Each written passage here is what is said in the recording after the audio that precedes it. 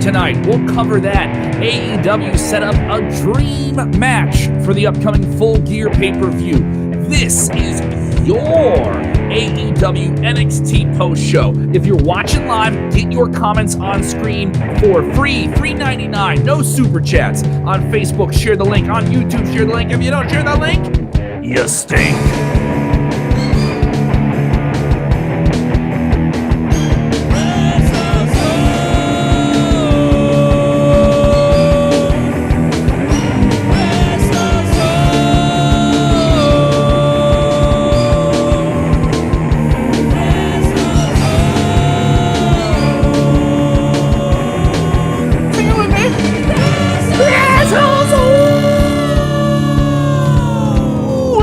At the moon like Shotzi Blackheart, everybody. Oh man, it was quite an episode of NXT and AEW. We are just spoiled so much on both channels on Wednesday night. It is so much fun.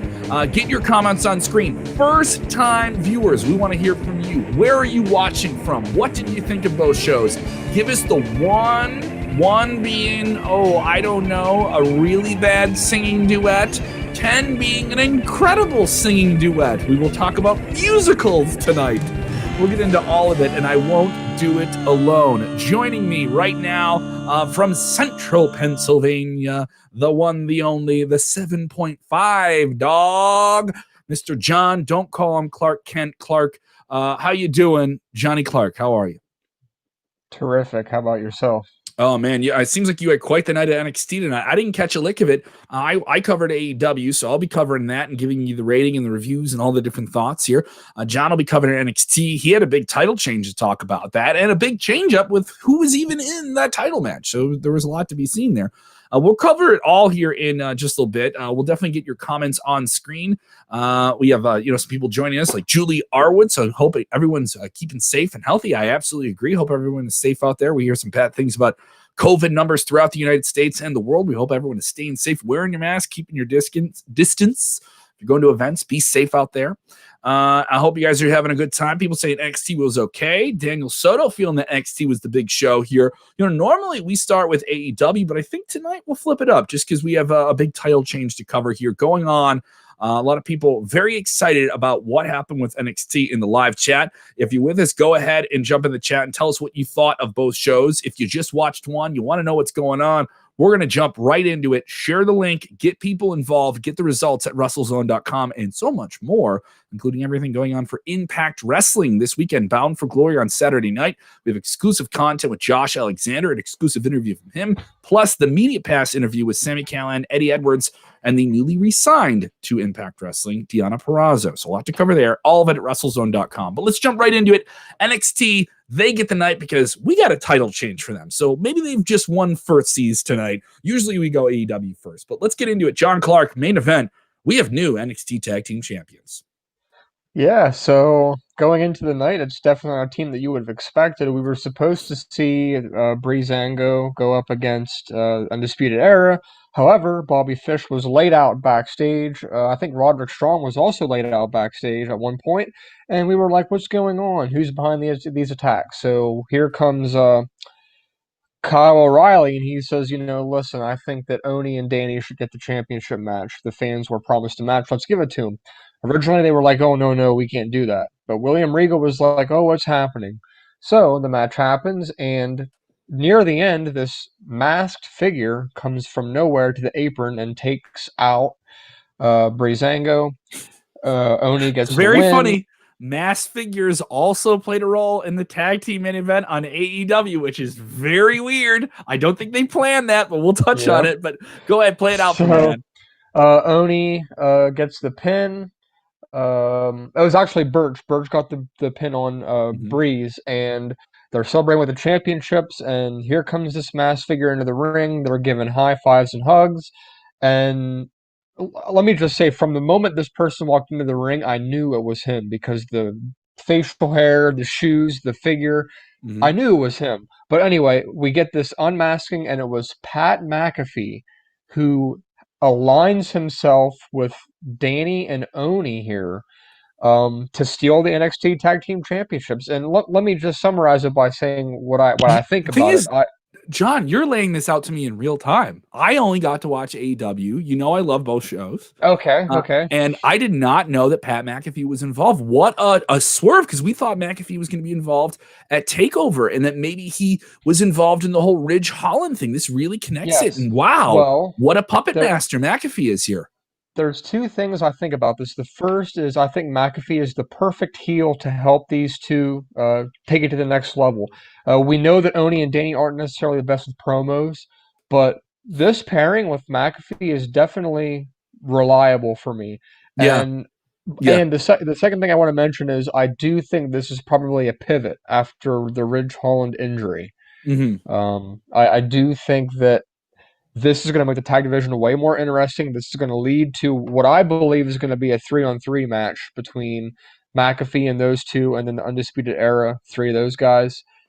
Very, very interesting. And what do you think of the decision here to bring McAfee back? I mean, he was making it seem like he was too busy, but it seems like he's clearing the schedule a little bit now. Here's the thing. McAfee is still a coast-to-coast media personality, has a huge following. Do I think he's the biggest name you could bring in? But here's the thing. No one can deny this. That match he had with Adam Cole, SummerSlam weekend, on the NXT TakeOver, is without a shadow of a doubt the best celebrity stepping into a wrestling performance since Andy Kaufman. There's no one who's been able to make that jump, meaning he looked better than Drew Carey. All right. But Floyd Mayweather had that big match in 2008 with Big Show, right? They've always wanted to do something with Mike Tyson. Tyson Fury. Tyson and Fury.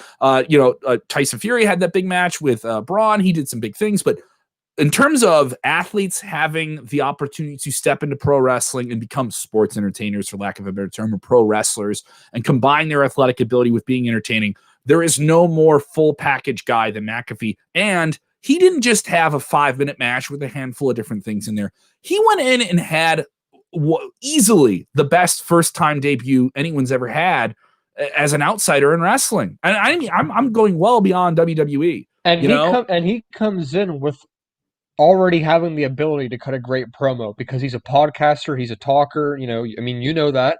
And I mean, he comes in already having that skill set, and that gives him a huge advantage. Mm-hmm. And it sets up a new faction that now you have we thought this whole thing was just going to be someone breaking up the Undisputed Era, right? That they were going in that direction. That is definitely not the case now. No, this is a total swerve. And mind you, NXT's had to pivot and do so many different things recently with Karrion Kross getting injured, the shoulder injury. This is going to get people to tune in again next week for Halloween Havoc because there's going to be fallout from this. Yeah, and this is such a big angle for WWE NXT to play into before they're giving you basically a pay-per-view on television. We're going to get the old social media this weekend where Pat McAfee is going to be on NXT on Halloween Havoc to talk about his actions. That's viewers right there. Instantly. Also, that's a guy who's on Sirius XM 5 days a week talking to sports fans, right?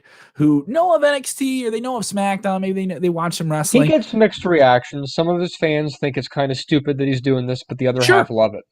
And the other half love it. And I think he's playing to the people that love it. And the people that hate it, maybe they'll tune it in just to hate watch it. But guess what? They got you. They got you. Big hook, line, and sinker. And the wrestling fans that hate his guts, guess what? You're supposed to hate his guts. He's a villain. And you care about heroes more when they fight villains. People always got to get that out of their head. I don't like this guy and he's a heel. You're kind of not supposed to like everybody. You know what I mean? And on top of it, this guy's talented. He's proven he can go out there and have these matches. I think this leads into him having some type of match. I think maybe he has some type of team that he sets up to go up against the Undisputed Era at Survivor Series weekend. Maybe he goes into War Games. Maybe this sets up War Games. Well, I'm wondering because then those three need to find another partner. So who would align with them to face the other four? I'm trying to think of who would make the most sense for It's that. Undisputed Era versus whatever McAfee's putting together. Which will be the tag champs and one other person. Very interesting. But the last couple of weeks we've been talking about how NXT there's just been something that has been missing, something that they haven't been doing. Tonight they made up for that. They made the tag division arguably the best division in NXT now. The attention's going to turn to that. It was a great way to end the show. Incredible night for NXT. We also saw another big return and one that people were not expecting a little bit. And we got quite a bit in this triple threat match with Tommaso Ciampa, Kushida, and the always much maligned on the internet Velveteen Dream. Tell me about this one. Yeah, so it appeared that most of the match saw Dream, Tommaso going back and forth. Kushida wasn't really in the spotlight a whole lot. Middle to end of the match, he kind of gets the spotlight. He ran with it. He brings home the win in the end. It was definitely a fun match that I thought full of back and forth. Everybody had the upper hand at one time. You thought maybe anybody could win. And this is definitely helping Kushida continue to build more momentum and look like a strong babyface. And if Damian Priest were a heel, I would say that Kushida is the next challenger. He still very might well be, but I still think he has a little bit of unfinished business with Velveteen Dream. I As think much you're as I right. hate to say it. Yeah, I think you're right. I mean, and I saw people popping like crazy on wrestling Twitter tonight in hashtag WWE NXT, losing their mind just seeing Dream get beat up for all the different things off the internet that we don't have to get into. We've spent enough time on, and we have other people chiming in saying they want Walter to show up and do He's some missed. things. I think What's he done? It'd be great if they could get him over here, but I think everyone who's over in Europe is staying over in Europe for the foreseeable future. Everybody, sorry about Can you that. blame him? Yeah, I don't blame him. I don't blame him. It's a big thing to get people over Yeah. there. They got Tony Storm over. So what do you think here? Kushida, Ciampa, Velveteen Dream. This is an exciting thing and definitely the biggest win that Kushida's had in his career. He got the win on Takeover, right? And so now this sets him up for some bigger things. They really lined up Kushida a lot. As much as people want to get mad about Dream and everything like that, I hope they're not sleeping on Kushida being built up as a single star. You definitely get the vibe that they're heading in this direction with him. He's definitely been winning a lot. This reminds me of the way they've built up Keith Lee when he was first becoming relevant, just winning every week, becoming more of a household name. I think Kushida's on the same path. He's well known, especially to the hardcore fans that watch New Japan.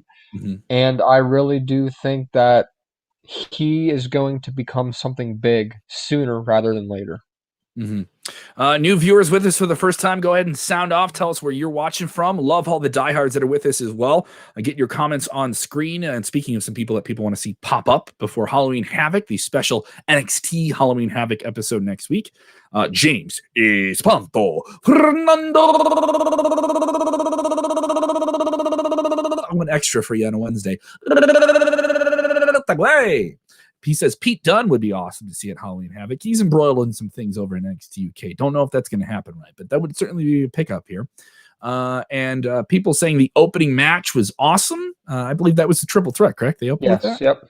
That's a banger match to open with, too. And then you're going to get a title match at the end of the night. That's a lot. That's a lot for NXT in 2 hours. That was good, and then we had some good stuff in between the beginning and the end. It seems like we're talking about this on a repeat cycle every week, but again tonight we see Austin Theory getting terrorized by Bronson Reed twice. He lost the first time. He got on the mic and said, "I'm the future. You don't do this to me. Get back in here. Give me a rematch." He gets the rematch. He gets his ass kicked again. And they cut to a promo in the parking lot where Austin Theory is being interviewed. And they say, well, now what? He gets in his car. He looks to the interviewer and says, I quit. I'm done. So I think he goes. I think he goes away for a couple weeks, maybe longer. And I think they somehow repackage him, maybe put him with a manager, and then bring him back. Who knows? Austin Theory, it's a weird scenario with him. They've put him on TV a lot. He's had these fun matches. He's somebody that had accusations against him on the internet. People think he's been absolved of those. Other people don't. And, he kind of has that similar stink that Velveteen Dream has on the eyes of some fans. But he's gone out here and had these performances that some people are surprised by. Good in-ring stuff, but he's always losing. And people keep bringing up. He has that character where his character doesn't really fit having a manager or somebody with him because he's that cocky, like, I'm the guy, I'm by myself. But like you were going to say, these accusations just keep lingering for him. And I hope this didn't have an effect on what they did tonight, but what do you think? I think you do something else with him. I don't know where this is going. I don't know if it has much legs, but it certainly doesn't seem like him quitting is a complete quit of NXT. I think I think get a it's new more name. of a write-off. Yeah, maybe a new character, maybe a new something, maybe he's that other guy that McAfee wants on his team, there's something to be said for that. There's something else going on with him. I don't know what it is, but I don't know if I'm super compelled to see what it's going to be. He's not, you can say he has everything there, but they have a lot of guys like him in NXT that are super exciting and can go out there and have banger matches, but I don't know if they're all compelling. You know what I mean? I don't know if I want to see what Austin Theory is going to do next. You understand where I'm going? And I love this comment from Dan because I was going to bring this up before you started talking, but Paul Ellering, I think, would be perfect with him. And I love that comment because I was literally going to say that. I think that is what would be beneficial for both of them. I don't know how you feel about that, but I think that would be great. People want to see him pop up in Retribution. Jay Feliciano would love to see Austin Theory go there. Speaking of this whole angle with Pat McAfee leading this faction with Birch and Lorcan, the new NXT Tag Team Champions, they say get Rich Holland in there. You're not going to see Rich Holland for a very, very long time, guys. He suffered a very, very he broke his ankle on one leg and his knee on the shelved other. at least 6 to 8 months. Yeah, you're not going to see him for a while. But AJ wants to see a War Games match. I pitched that. I think they could do that. In Undisputed Era, they've had banger War Game matches. But where? Where do you do it? They can't fit that in the PC. Do it in the Thunderdome. They could, but they're going to Hell in a Cell in there. I don't know if they would. I don't know. I like the idea. I just don't know. I know. I'm just pitching it out there. Maybe they do something else. Maybe we get another cage match of some kind or something like that too. Yeah, and speaking of tag teams on NXT, we continue to see Drake Maverick and Killian Dane tonight as a tag team against Everrise after being attacked last week. Not much needs to be said here. Just the same shenanigans as the past couple weeks. They're slowly being built stronger together. Wade Barrett quoted was saying, "This is the duo I never thought I needed until tonight." You can tell they're going somewhere with this. And now that we have Oni and Danny as champions, these two are starting to come up as maybe potential challengers in the future. What do you think about this pairing getting closer and closer to being an actual team each week? I think they're incredibly entertaining. I think it's probably one of the better comedy acts right now in WWE. You tried some things this past Monday with Tucker and Otis and trying to do a new version of Otis's comedy character. And here's the thing: I know people get mad about comedy. It's a big thing. People want to see it on the shows. They want levity. They want something that breaks up match. They want a fun match, and you're getting that out of Drake. Absolutely, he's been able to provide that. Universally appreciated for that. And this is a new thing for Killian Dane to play that character, to add another facet to what he's doing, but also play up his strengths as this big badass who's covered in hair. I'm on board for it, and I want to see them just have more banger matches. And the way that Breezango is able to do that too. They can be comedy, they can be fun, they can come out and have a very entertaining entrance and do silly things on commentary. But when the bell rings, they can deliver. I think that's the next thing for Dane and Drake is to go in that direction where, we're going to have a fun entrance and not like each other and goof around and have vignettes, we can deliver on. But when the bell rings, we're going to give you the bangers that NXT is always known for. Yeah, I agree. And I think that, like we've already talked about tonight, the tag division is starting to look a lot better. And I like the way they're going. And I think it's going to look really good. And the last thing that I think is notable about NXT tonight is that we had the official heel turn of Xia Li.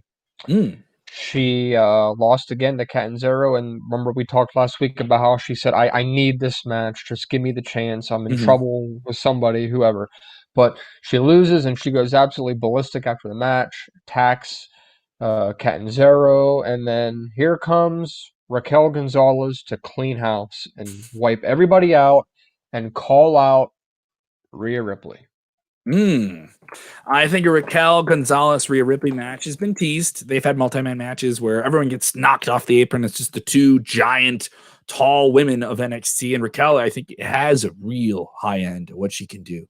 WWE likes when they can get someone who's exciting and big and plays to the back row of any arena, even if you don't have live fans at it. You can't deny the presence that Raquel has when she walks down to the ring. We haven't seen her in a lot of matches, but you feel that, and you can't, for lack of a better phrase, teach it. You can't teach presence. Rhea, though, on the other hand, is very tall, but we know that she can have incredible matches. She did with Charlotte Flair at WrestleMania. They'll be fighting this week or next week. And they'll be fighting soon enough. And I think Rhea staying with NXT and not moving in the draft. She's one of those names that people thought would get yanked off NXT. It didn't happen.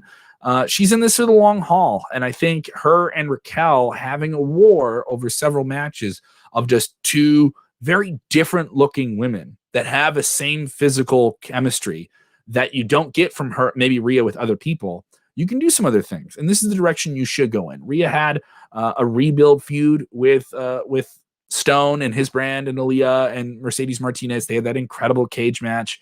It's time for Rhea to be tested yet again and get her now to that level where, all right, she's going to go back to the golden tier of going after the title. And I was surprised. I thought maybe they'd go with Rhea after the cage match with Mercedes Martinez a month or so ago, but things are moving so much in flux. I think maybe you need to build up somebody, make sure the bench is strong, give Raquel some of the rub, and Rhea gets to have some gold down the line. That's where I see this going. And maybe this is what gets her ready for WrestleMania season.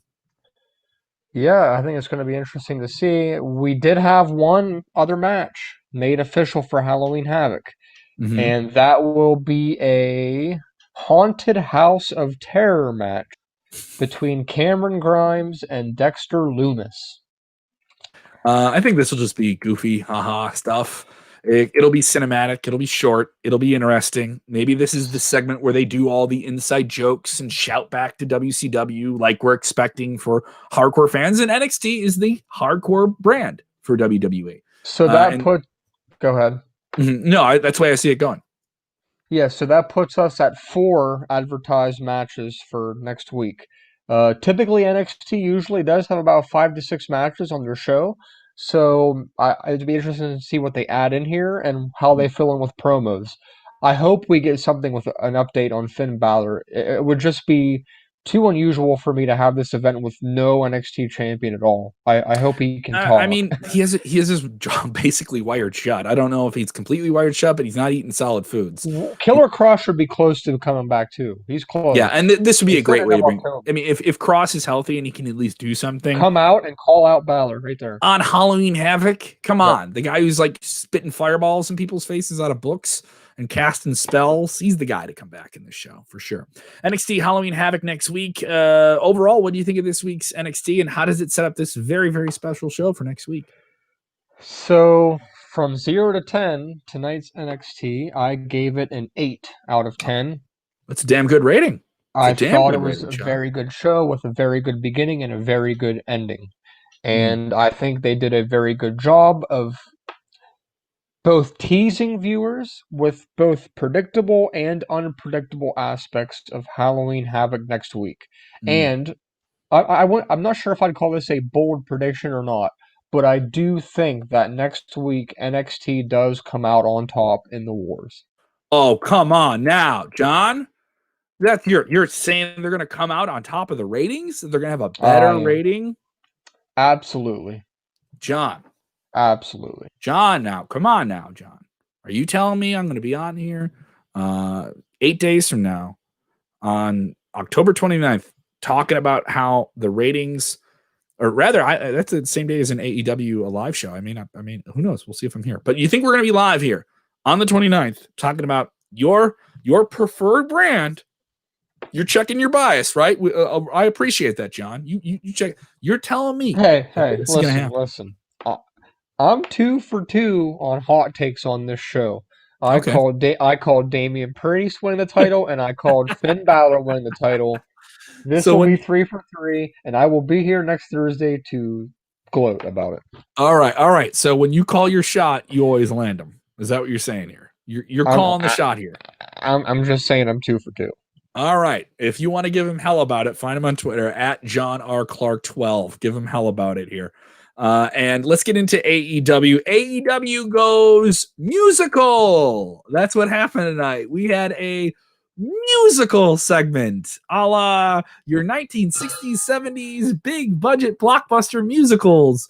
Do we have Dean Martin and Frank Sinatra on AEW All Elite Wrestling?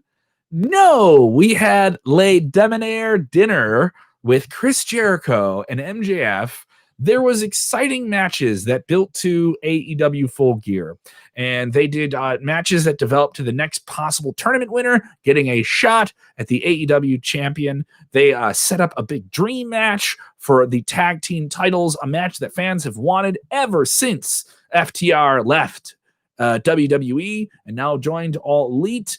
The Bucks were in the main event. Kenny Omega was on this show. All right. All of the Elite was featured on this show for the first time in a long time. But on social media, on hashtag AEW Dynamite, everyone was talking about Chris Jericho and MJF having a steak dinner, which was advertised last week that they were going to have a showdown and a steak dinner to figure things out. And then next week, they're really going to figure things out, which is okay. All right. You're dragging things on here, but you're having some fun, entertaining characters, right? Entertain me. So what we got was these guys trying to one up each other on their steak order, right? And then they broke out into a song and dance number. And the curtains behind them opened, and they had the Rockettes dancing with them. They had the Jacksonville Rockettes. I gotta stop I'm not done, dude. They're working in lyrics about beating up Moxleys. They're talking about the Young Bucks sucking, and they're talking about all these different things, right? And MJF had quite the pipes on them. They did double harmonies. All right, they did a bunch of different stuff. Then they sat down and said they needed to get their steaks sent back to get cooked. Okay. I got to make a comment quickly before you continue. And William from the comments can back me up on this. If WWE had booked this segment on TV, it would have been absolutely ripped apart by critics. Exactly what William is saying right here would have been 80% of people. Read that comment, John, dip your chip all the way into the dip. All right. Read that comment from William. Big fan of the show. What does he say here? Can you see it? William says Jericho and MJF segment was not funny. It was plain stupid. Omega and Kiss match. They should have never walked to the ring. More of the first part where he says was not funny, was plain stupid. Now come on. Twitter did rip this apart from what I saw, somewhat. However, this would have gotten so much more flack had it have been booked on Monday night. And I hope and pray you can agree, like the rest of the Wrestlezone team did agree with me earlier tonight. I will take this stance, and this isn't me just being political and not trying to rip it. I was surprised by it. I found it entertaining. I thought they actually sang well. Part of that is singing well. If you're going to sing like that, they had the tuxedos on, so they're playing the parts. You know, they had the dancing girls with them. It was shot well. It was shot on multiple cameras. This was let's be sports entertainment on AEW, the wrestling show. The problem with this is so outside of the realm of dances that you can do in the dance book of pro wrestling that I think it bothered people. You didn't tell me I was getting a duet. You didn't tell me I was getting that. You gave me something I wasn't expecting. It shouldn't, like, that psychology of you thought you were getting this and now you get this, I think is it's a big roll of the dice.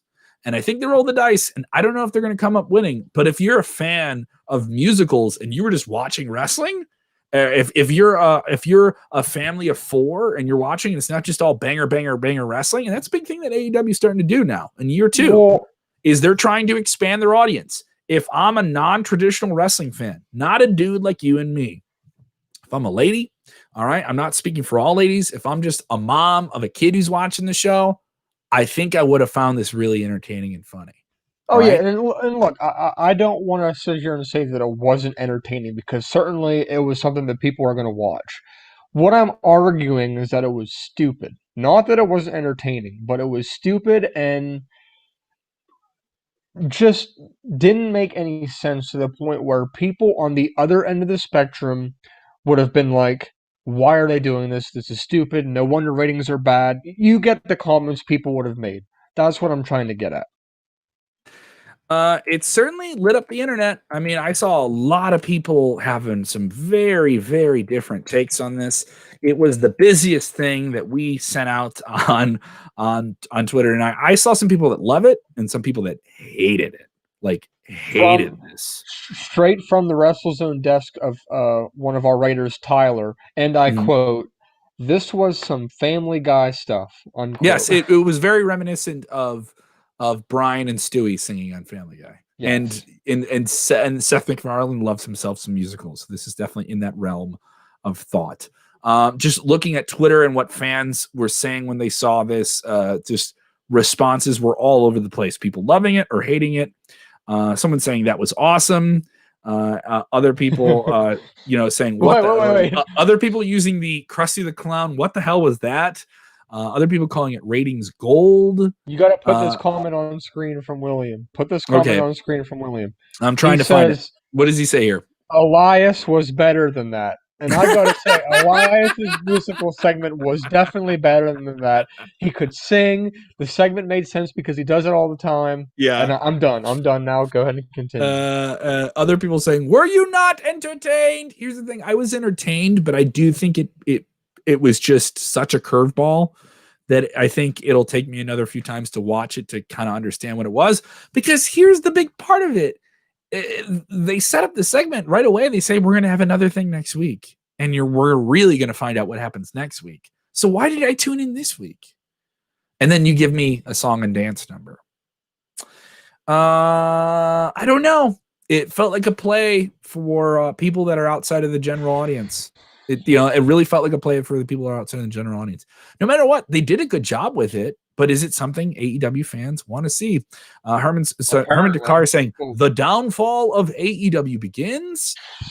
Looking at our Twitter, someone just tweeted a GIF of someone of the infamous Stephans jumping over the shark. They say this is the jumping of the shark moment for AEW, so that's never good if you're jumping the shark. At this point, their fans love almost anything they do. That's just what I think. It has received.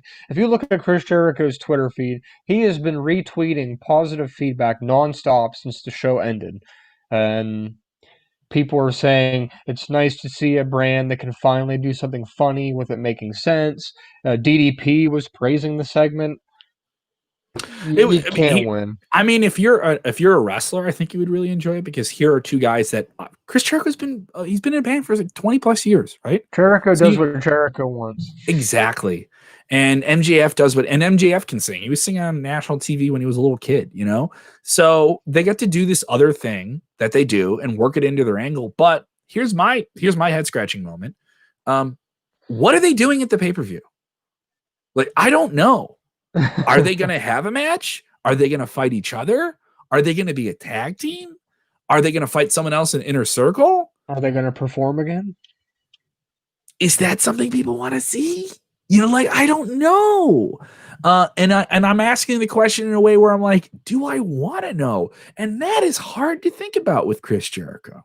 How about you answer the question? Would you be willing to go through that again? I would be into the idea of them going up against another tag team in a big match that doesn't involve the title right now. But who is that team? Is that Pride and Powerful? Or do the other guys in Inner Circle? I mean, another segment like they did tonight. Would you be willing to see something like that done again? On a pay-per-view? Yes. No. I think with a pay-per-view, you can do it on TV, but I think if you do that on pay-per-view and you're asking for people's money and the brand is wrestling and you're paying for the big payoffs, you're paying to see the end of this every individual story, right? You're going to the circus. Now, I understand the circus should have a little ha-ha in it. But is that the way people want to see Chris Jericho, one of your biggest stars, used? And a pay-per-view? TV? I'm okay with it. Listen, I don't hate it. I don't think it was the worst thing I've seen in wrestling. But I do think it was so surprising to people that they'll have to deal with it. I agree. Chris Jericho making some news today. His Talk is Jericho podcast interviewed former presidential candidate Andrew Yang. And he kind of put it out there that he doesn't get residual payments for being a former WWE superstar. Now he's a big star in AEW. Doesn't get any payments for his content on WWE Network. And him and Yang were talking about the contract status of WWE superstars and how that works. And obviously Chris Jericho would have very intimate knowledge of that. And he then went on to say, I was in the movie MacGruber 10 years ago. They're going to have a new MacGruber series on Peacock. I'm looking forward to that. And I actually loved Chris Jericho in the movie MacGruber. And he says, I still get residual payments for that. I still get paid for being in that movie. So he said, like, I get paid for being in a movie. How do I not get paid for basically WWE's Netflix? So there's some truth to that. And it'll be interesting how that plays out. We have that full story up now at WrestleZone.com. Other big highlights here on AEW Dynamite. Obviously, that was the big talking point, but also the tournament to crown a new #1 contender to take on Jon Moxley is building up towards the upcoming Full Gear pay-per-view. 2 matches in the tournament were featured here. We already know our semifinals coming out of this. Wardlow, it's 3 matches in the tournament, actually. Wardlow took on Jungle Boy. Wardlow powerbombing him into the post, and not a curve post. This was brutal. But Wardlow still had to fend off Jungle Boy for quite some time, but was able to finish him off. This is 9 straight wins for Wardlow, secretly being built up pretty strongly in AEW. Also in the tournament, a match that was changed at the last minute. We were supposed to get Joey Janela versus Kenny Omega. We got Sonny Kiss versus Kenny Omega. Joey Janela being quarantined for 2 weeks out of just precautionary measures. He had a match recently independent of AEW with AJ Gray of GCW Wrestling, and that man tested positive for COVID-19. We do not know the status of Joey Janela, so please don't rush to your conclusion there. But they're in the ring with each other recently, so you have to be precautionary. But we didn't get much of a match. An interesting pairing of Sonny Kiss against Kenny Omega. Kenny Omega got a new entrance. Came out with girls that were sweeping, and he's a much more cocky version of himself. We're getting maybe the return of the cleaner here. And he hit the ring, big knee to the face, match is over. Kenny Omega is supposed to be a big superstar. This was underwhelming. I don't understand. I thought you could have done something very interesting with Kenny Omega, but maybe that's the one match that got cut for time, maybe? I don't know. I didn't get that at all. I understand it keeps Kenny Omega in the tournament, but maybe they just didn't want to bury Sonny Kiss that much, but they did because he didn't get too much out of this. Next week, they set up Orange Cassidy will take on Cody in a lumberjack match with the looming threat of the Dark Order and Brody Lee outside of the ring in a lumberjack match. I think that'll be interesting. Also, Eddie Kingston cut another hell of a promo saying, I never quit. I never tapped out to Jon Moxley, and you're going to have to go to a very dark place. You know what, John? I've lived in that place. Hell of a promo. Eddie Kingston is probably one of the best talkers in professional televised wrestling right now. This was a highlight of the show, going from something low light to a highlight. Eddie Kingston coming out of nowhere. I thought they had a strong match before, but the pressure is on for Moxley and Eddie Kingston to level up and deliver on the journeyman now getting an opportunity, conniving his way into a title match with Jon Moxley, the AEW champion. Match of the night was Rey Fenix versus Penta El Cerro. This was some back and forth action. Lucha Brothers going at it. I love this. Rey turned the tables, hit a destroyer on Penta to win. This was so much back and forth. Reverse DDTs. These guys really tested each other. When you have a match that can go straight through, I believe they went through a commercial break. They really, really delivered. I don't think Penta suffers from losing. I think Rey Fenix was surprised with the win. This was great. I'm looking forward to what happens here. Another banger match here too as well. Colt Cabana with Evil Uno still in his corner. He's still part of the Dark Order. Took on Adam Hangman Page. This was another banger. They really, really teased the ending of this. This is maybe one of the best Colt Cabana matches, but he still took the loss. Nearly hit the Chicago skyline, but Page reversed it. An eventual buckshot lariat that they teased and stalled to, and then bang, hit it, and he won. More wins for Hangman Page. It looks like this tournament sets up Page and Omega down the line, right, John? Yeah, I think this has been obvious from the start. I think you would agree with that. Do you agree with that? I do think it's kind of obvious, but if you do make it interesting and you have great matches, what does it matter? You know, I mean, we've had things that are obvious storylines, okay, but I guess you had Rey Fenix and Penta. That was a banger. Colt Cabana didn't look. No one. Let me put it this way: outside of Sonny Kiss and these 3 tournament matches, no one looked like they got squashed. You know, all of them were competitive. They stayed key to the brand of All Elite Wrestling. You get banger matches. They were buried. What? They were buried. I don't. Where were they buried? Who was buried? Sonny Kiss got buried. Okay, you want to talk about someone getting buried? He got buried. Okay, yes, he got buried. But Colt and Penta in their loss look like bigger stars. They look like bigger stars. I could take them taking a loss here. And Logan Blade saying, Mr. Brody Lee is very entertaining on BTE. I also got that son of a bitch, John Silver. Yes, he gets called a son of a bitch quite often. Other people also liking Rey Fenix in his match. Yeah, he had a hell of a night. He's been a guy they've been sort of, I wouldn't say sleeping on, but definitely not pulling the trigger with to do something special. Maybe one of those semifinals matches is going to be quite interesting next few weeks. This was good. This is some of the best stuff on the show. All three of these matches overall were good. I think the Sonny Kiss, Kenny Omega thing was more of an angle to show you that, Kenny's now evil, but Kenny's supposed to be the bout machine. You're supposed to get incredible matches from him. And I know he's supposed to be a heel, but I guess they're going for cheap heat to get your guy who isn't cheap over. And maybe protect Kenny. I mean, he hasn't had many matches on AEW television the past few months. So that's just my take. All the other matches were great. William T. Wade is saying that. Denny Miller saying the Kenny match was nearly as boring as the Express on Raw. The Express? I don't know he's saying the Express. I don't know he's referencing that. Look at more comments here from you guys as well. And a lot of different takes here. People saying the entrance was better than the match. Yeah, Kenny did have a better entrance than a match. It was an interesting entrance as well. So here is what is going on. Looks like we're going to have a tournament that's going to get to Page and Omega at the pay-per-view. And that's the way it should go, too. That's what you've built up. But if you're going to have all these other people lose, at least let them have competitive matches. I think they're achieving that. Other points of interest on tonight's AEW. We won't cover all of it. We'll cover the stuff that really matters. We covered the song and dance, man. What about this big main event?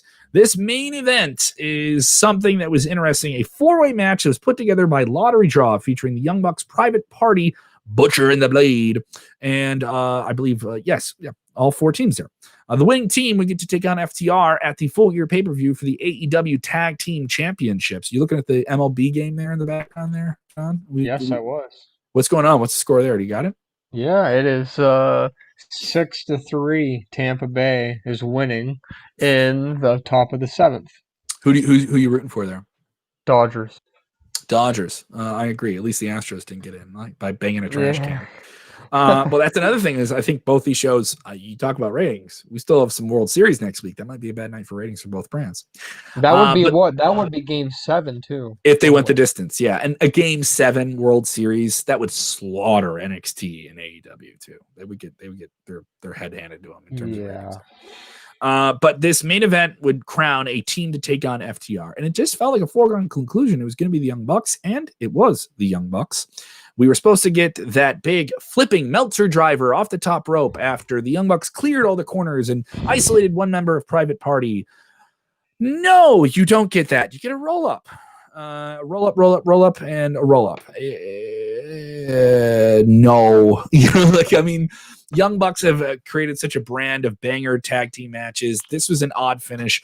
The other memorable part of this match was FTR on commentary, noting that Private Party did a big top rope plancha and saying, why did you do that? Why didn't you just punch him in the face? And my thing is FTR didn't do any favors for the guys in the ring by getting themselves over so much on commentary to the point where they made them all look like dorks. And then the Young Bucks are in there and they get laid out by Tully Blanchard wearing a mask. We had a mask man segment on NXT. We had a mask man segment here on AEW. Copycats. Who knows if they were copycats? They probably both had something planned in there. So people chanting for Rays here in the comments. They want the Rays to win the World Series there. But we had Tully Blanchard with FTR attacking them with a chair, breaking Matt Jackson's leg with a chair. Are they going to be still in a match? Are we going to see the Bucks versus FTR? Are the Bucks still heel? This is FTR versus the Bucks. This is supposed to feel like a big showdown, like it's one of the biggest matches. Like this is Michaels versus Taker. Like this is Austin versus Rock. This is the tag team match that people want to see. This is Hardy Boys versus Dudley Boys, TLC, Edge and Christian. Like it's supposed to be on that level, and it doesn't. Mind you, you can say the fans aren't there, or some fans are there. It isn't this. The booking has been wonky. All right, FTR comes off looking like champs, and they hold those titles, and supreme champs, mean champs. Are Bucks heels? I don't know. I think so. You know, they worked this match like heels. They knocked all the other competing teams off their aprons to not even be able to break up a tag or a pin or anything like that. Then they went for their finisher. That's a heel thing. Then these guys come up and beat them in there like heels. Who am I supposed to care for? Who am I supposed to root for? I'm not saying wrestling should be bound by these lines of good guys, good guys, and bad guys. Remember that? But I'm saying this is still, it's just not dialed in. It's unfocused. It's everyone wanting to do what they want, but let's just have a fun match. And sometimes when the story isn't served, the match doesn't matter, you know? And the story wasn't served here of the Bucks feel like they created this company and they've been underserved by it. And now they're finally going to get their comeuppance against the team that's always been hanging above their heads as a dream match. This should feel like a dream match. It doesn't feel like a dream match. I give this week's AEW, though, with a lot of great tournament matches, a ridiculous song and dance segment that you can't deny was entertaining even if you weren't expecting it. I give it a 7. I give it a solid 7 out of 10. Not one of the best AEW Dynamites I've seen, but certainly one that advances a lot of different things in the mid-card to the upcoming AEW Full Gear pay-per-view. They got how many more episodes before Full Gear do they have? 1 or 2? 2. So, I mean, they certainly have a lot more work to do, and they still have AEW Dark and digital things they can do as well. Let's just hope they avoid all the corona issues that have affected NXT and injury bugs and stuff like that. So that's where we are. He gave NXT an 8. I gave AEW a 7. What did you think? Logan Blade saying he really likes Ricky Starks. Ricky Starks got into it tonight with Darby Allin. Darby Allin did a little bit of the jackass stuff with Steve-O, falling off of a skateboard ramp in a body bag. You know, that's setting him up for some big things. And people saying it is heels versus heels with Bucks versus FTR. Dan Greathouse saying Jim Ross calling Ricky Starks Ricky Skaggs completely a couple weeks ago was classic. Yeah. And Michael giving both shows NXT and AEW an 8. And other people enjoying what Sammy Guevara was doing backstage. He had a decent promo. Best promo of the night was Eddie Kingston for me. Overall, we're spoiled with wrestling on a Wednesday night, man. We are spoiled with some really, really good stuff overall. If you're watching this or you're listening to this, we hope you're having a good time. And like I said, the biggest way that this show grows, we produce hours of free content. Hours with no ad reads, with no super chats. The thing we ask, though, is if you're listening and enjoying it, spread the word. All right, to our listeners in Cyprus. Yes, the island nation of Mediterranean nation of Cyprus. Thank you so much. People in Singapore listening to the show. People across Europe listening to the show. We hope you're staying healthy. We know the numbers are surging there and they are a little scary. We're looking to entertain you however we can with live streams, podcasts, and so much more available at Wrestlezone.com. John, when can they catch you on news? We have a busy weekend this weekend. We have Bound for Glory on Saturday, and we have Hell in a Cell on Sunday. You and I are going to be on the post show for that. Yeah, before that, earlier in the day, Sunday, catch me on the news desk between 10 and 4, and of course, I'll be then watching the show and live on the show afterwards with you. And find me on Twitter at John R. Clark12. I might be doing some tweets during the show, so check that out too during Hell in a Cell. Absolutely. Hell in a Cell has 3 big matches on it. Some people say they're built. Some people say they're not built well. Well, the cage will be up and someone will be slammed into it. So we'll find out what happens there on Sunday. And Impact, we have a ton of content with them. If you're just joining us, we have Josh Alexander, an exclusive interview that's available in the podcast feed and at WrestleZone.com. Exclusive news today as well with Deonna Purrazzo announcing that she is staying with Impact Wrestling as their Knockouts champion. She'll defend that belt on Saturday against Kylie Ray. So a lot to cover, a lot to look into. And also, if you are going to be channel flipping here, we got the Major League Baseball boot and Smackdown off Fox Network TV. They're going to be on FS1 on Friday night. We're going to launch our new Smackdown post show on Fridays now. Okay. You'll be able to get some video form of it. We're trying to confirm if we're going to do a live version or not, but you will have a podcast on demand, audio and video of that throughout the weekend you can enjoy as well. So keep an eye on our feeds. If you like us on YouTube, subscribe and also turn your notifications on so you know exactly when we go live. On Facebook, like and follow. The follow is key because then that's when you know exactly when we go live. That's an extra hoop the Zuckerbergs want you to jump through. And if you just want to watch these or listen to them on demand, go ahead and subscribe. Get them in your ears. All right. We're trying to make the audio quality as good as we can across all the different platforms that we possibly can. And in that audio feed, you get everything in one feed, including AEW Dynamite Focus Show, 2 Dynamite Dudes with Attitudes with the D'Angelo brothers every Friday. That is hours of content. That's a channel. We've created our own channel of stuff that you could watch. All right, follow John Clark at John R. Clark 12. Follow me at Kev Kellum. I am going to be live at Shuba's in Chicago. The famous rock venue now has live comedy. I'll be there live on November 5th. I will have more info about that on my Twitter at Kev Kellum. Go check that out. I'll also be a part of the AAW pay-per-view event on Fight.tv October 29th with a big tag team match featuring Mance Warner going to the pay window against Hakeem Zayn and Karam. That'll be a very, very fun match. Definitely check that out at aawrestling.com. Thank you guys so much. John, when they're watching the wrestling and they're bitching and moaning about the singing and the dancing, but they're getting the slamming and the suplexing, what are they supposed to do? Enjoy wrestling. Very dramatic. You took a big pause there, John. Enjoy it.